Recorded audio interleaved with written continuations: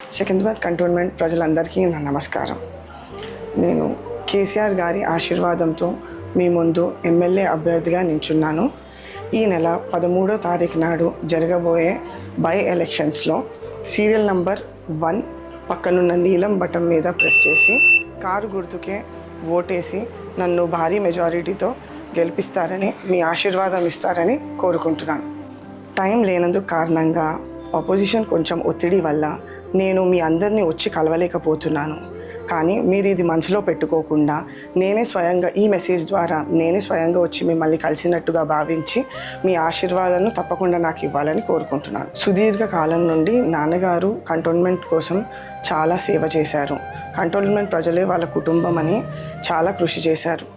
నాన్నగారి తర్వాత చెల్లెకి టికెట్ దొరికిన తర్వాత మీరందరూ చాలా కృషి చేసి తనను గెలిపించారు.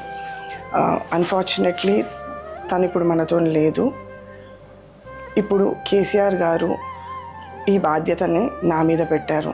మీరందరూ నన్ను ఒక చెల్లిలా, మీ కుటుంబంలో ఒక సభ్యురాల్లా, ఒక ఆడపడుచులా చూసుకొని నా తోడుగా నిలిచి నన్ను మీ ఆశీర్వాదం ఇచ్చి నన్ను గెలిపిస్తానని కోరుకుంటున్నాను.